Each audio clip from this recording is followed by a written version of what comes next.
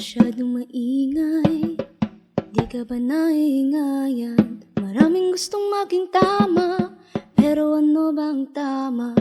Kaliwat ka na di na natapos, walang nagpapatalo. Kung nais mo ipagpapago, bakit di simulan sa'yo? Oh, di simulan sa'yo. Good evening, everyone. I'm Noel De Los Reyes, so hindi po nakakakilala sa akin pa. I am your National Service Coordinator for Programs and Services. I belong to the Green Hills chapter, and I am a BCBP Honesty Champion. Hello, good evening, brothers and sisters. I am J.R. Hernandez from the BCBP Alabang North chapter, and I'm the Strategic Communications and current Campaign Director for the Be Honest Advocacy. And I'm happy to say I am a BCBP Honesty Champion. All right. So our two brothers here actually lead a group of BCBP members brought together during the Tapat Dapat campaign early last year. Noel and JR with us to share more about how we can own, live, and amplify honesty. So their service as movers in our Be Honest advocacy aims to lead and drive their transformative journey towards a unified Christian way of life. And we need you, more BCBP men and women, to take a stand and become honesty champions as well. So more on the honesty champion later. For now, let me thank you, Noel and JR, for being here and truly living out your service to our brotherhood. So let's get started, no? I want to take you back to January 2022. Next slides na tayo. Yeah. So we witnessed the relaunch of the Be Honest advocacy, ushering in the Tapat Dapat campaign. So later in October, a team was formalized into a ministry of volunteer servants as an extension of PSD, our Programs and Services Directorate, particularly its advocacy ministry. So the task to continue and concretize the response to the call made by our BCBP leaders through the 2020 National Strategic Planning Retreat, more commonly known as MSPR6. It's the slide showing and there you go. So from the report, let me extract these key phrases. No? Institutionalized by 2025, a Be Honest movement to promote the virtue of honesty. Thus, wheels started turning, and here we are to announce and with your help strengthen the plans for the Be Honest advocacy to evolve into the Living Honestly movement. So, JR and Noel, in your team discussions, what were the key insights that eventually led to this Honest Living Roadshow within the BCBP community? Casey, let me try to answer this first. No? Since the Be Honest advocacy started in 2004, it actually gained enough visibility to be actually openly associated with BCBP. So let's move 2 decades later, and our discussions now, you were asking about our discussions, revolved around questions like, could we then say we were actually successful in doing so? No? Without any specific metrics to assess the impact, how can we say the progress that happened? How can we say if it was actually even received very well within the BCBP itself? How about the other organizations, no? Other groups that have seen the advocacy actually being forwarded by the BCBP? Now, the basic question was authentic positive change being driven through this advocacy? So we reflected and we shared our experiences, our stories in the BCBP and in our extended networks. And then we discussed and debated. We prayed, no? Keeping the NSPR6 objective in mind. We realized that the Be Honest advocacy as it stood had indeed run its course.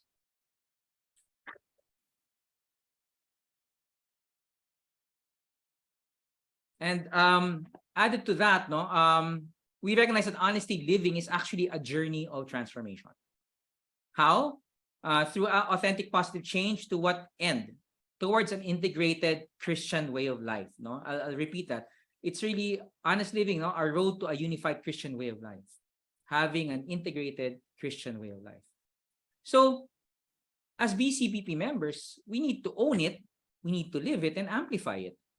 That way, we actually found the next chapter or the next shape and character of the movement is actually to live honestly. Ikaw, Noel, anong key insight mo during sa discussions natin? Actually, JR, ang talagang tumatak sa isip ko was that we were one. We shared the same insight na parang bitin yung ating Be Honest advocacy. Kasi we have not actually integrated it in our respective lives. Bitin, di ba nga na isa sa mga one of the things that we discuss is meron tayong Be Honest month. I think it's October. May nag-comment na nga sa akin, ano yun? Pag October lang tayo be honest, how about the rest of the year? Actually, I had that discussion with one of our participants, si Jeremy, na pag-usapan din yun. So, the realization was that there is a need for us to integrate honesty, the virtue of honesty, in all our activities, in all our community life.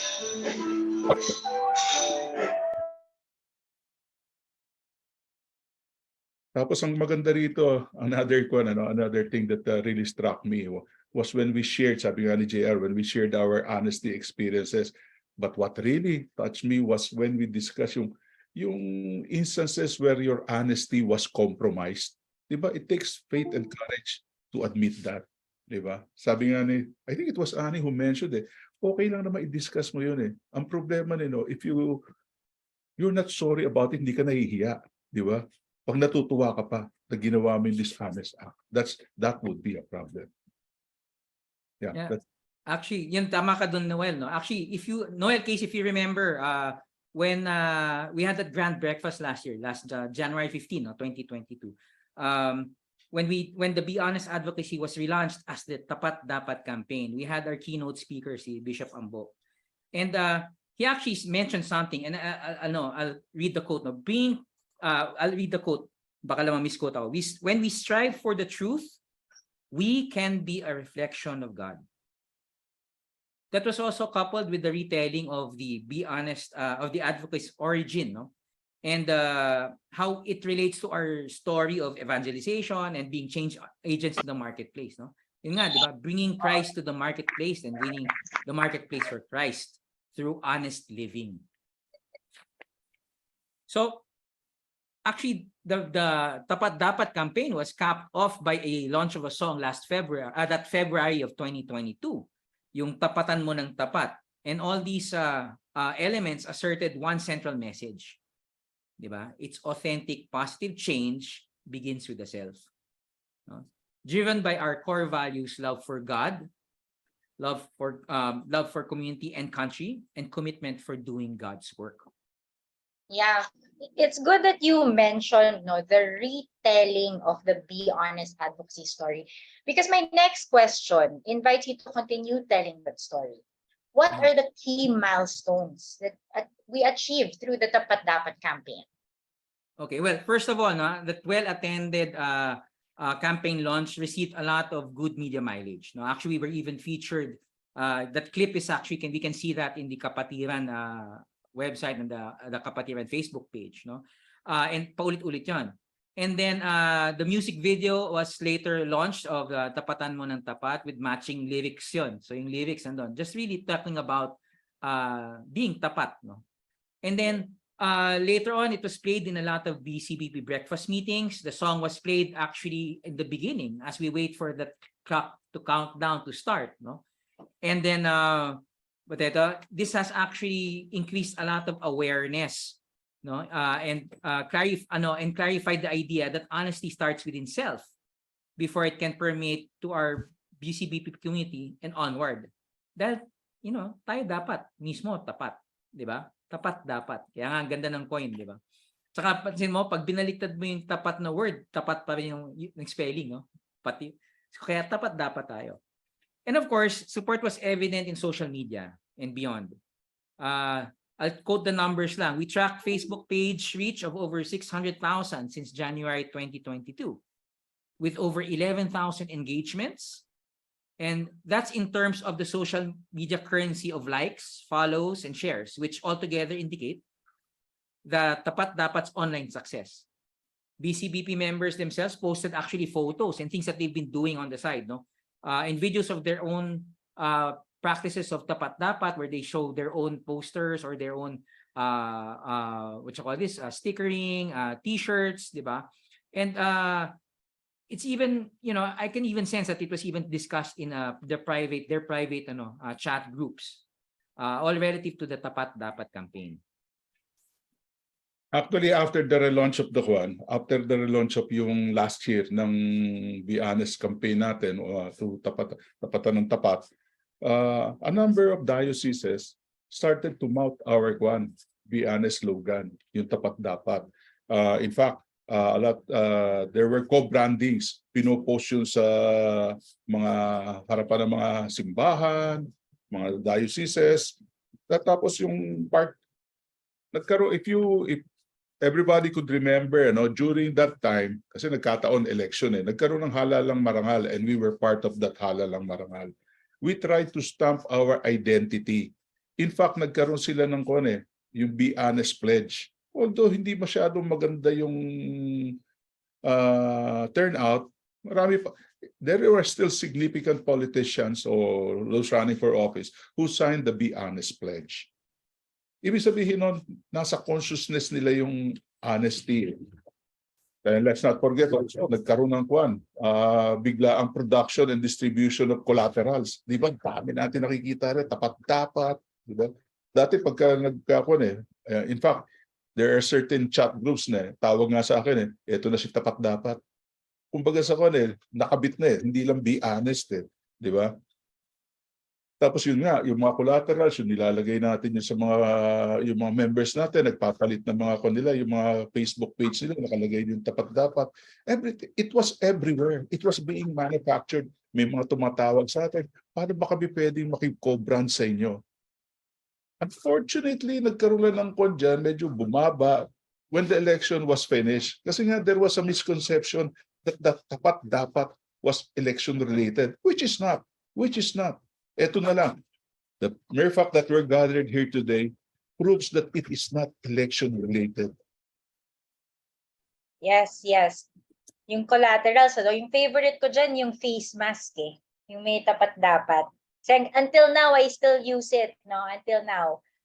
For some cases na we still need to wear mask when we're outside, So, going back to our discussion, I'm also interested to know, how did those milestones carve a path for the advocacy to become a movement or to becoming this movement? Yeah, Casey, as Noel mentioned, the elections were coming at the time that we launched it. It was that coming May. And actually, it was a good opportunity to invite our members to put honesty into practice. As Jesus said, of light, which is the truth, it is set on a lampstand where it gives light to all in the house. Kaya nga yung opening song natin, yung We Are the Light, di ba? So tapat dapat materials became invitations for personal introspection and discernment. Members were now called to vigilance against fake news, to stand for verity and integrity. However, it's important to note that tapat dapat is so much more than it goes beyond the May elections, the May 2022 elections. So post-election, the focus transitioned to amplifying the BCBP core values. Being honest towards God in ever-present call, after all, for us to allow the essential virtue to permeate our lives. Hence, the service team was named Honesty Amplifiers. To underline the thrust. Be honest, the advocacy is a call to value truth. Living honestly, the movement, is a call to live the truth.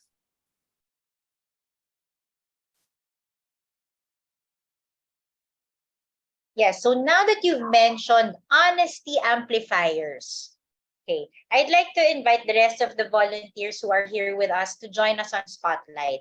And these people have been part of the journey from the conception of the Tapat Dapat campaign and have become key drivers for this transformation towards our Living Honestly movement.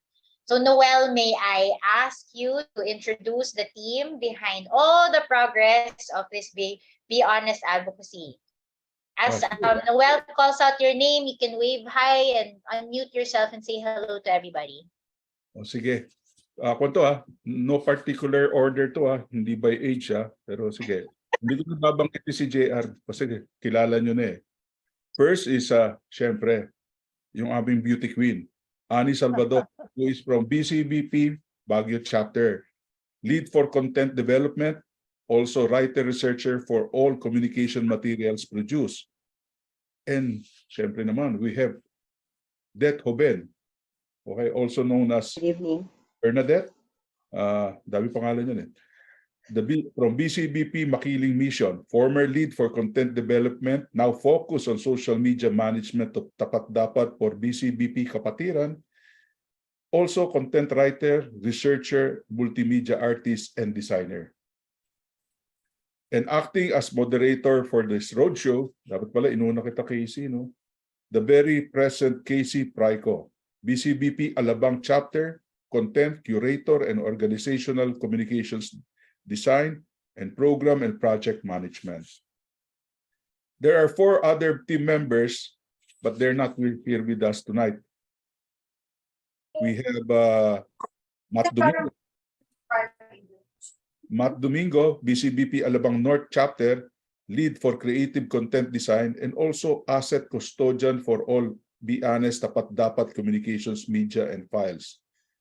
We have Chinky Chan, BCBP Alabang Chapter, multimedia artist and designer with whom Matt works closely. Jonas Lim, ito lang kagandahan talaga ng ng virtual eh. From BCBP Calbayog Chapter, also part of the creatives team. And sino ba? Berna. Si Berna. Si Berna. Isa pang Bernadette. Bernadette. Berna Bueta, BCBP Alabang North, who supports Annie and Det as writer-researcher. Hindi ko na makalimutan. Papatayin ako ni Berna. She's actually also here tonight, just on the background, support us with our tech needs. No? So thanks, Burns, for supporting us here. So thank you, Noel. As you notice, we all wear many hats, and that's one main reason why we are excited to share this service to all of you. Now, each of us, besides being part of the team, we're happy to be a BCBP Honesty Champion. And we want you to be happy too.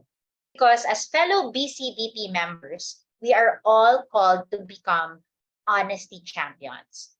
So you may be asking yourself, what is an honesty champion? Bago na namang term, iba to. Bago ba to? Hindi talaga, no? So let's now talk about that. Going into the details of what being a BCBP honesty champion means, I want to start with this question to the panelists here. Okay? Can you share how and where can we take this Living Honestly movement? Maybe Annie, Tita Annie, can you answer this question? Sure, Casey. Good evening, everybody. Good evening. Let me answer that question, Casey. Last year, as the latest expression of our Be Honest Advocacy, the Tapat Dapat campaign was actually an invitation for all of us to move beyond stickers and tarps, t-shirts, motorcades, and finally crystallize the role of authenticity in our choices, in our actions. So now, with the Living Honestly movement, we declare that it's time for us to bring our campaign slogans to life, to integrate the words "be honest" into our way of life so that we can become embodiments of truth-seeking and truth-telling. Dahil sabi nga ni JR, tayo ay tapat dapat. That's a tall order, definitely. We are, after all, imperfect works in progress. But it's not impossible because a life lived honestly is God's desire for us. And He will help us, sigurado yan. The Living Honestly movement amplifies the Tapat Dapat campaign, which amplifies the Be Honest advocacy. All this in order to truly root all aspects of our lives in the twin values of honesty and integrity. And this is not just talk. There is a roadmap with 3 progressive phases for promoting the transformation of, for promoting our journey, our transformational journey of honest living through authentic positive change towards a unified Christian way of life. That's a mouthful. Pati ako nabubulol, no? I know it's a mouthful, but it will grow on us, believe me. So, 3 phases. The first is living honestly in community. That means us owning the movement. The second phase is coalition building. That's us living the movement. And the third is mobilization. That's still us amplifying the movement. Each phase comes with identified milestones, strategies, key activities, as well as expected outcomes and success indicators. Altogether, our involvement in this is what will make us honesty champions. I'm going to let JR expound on this, okay?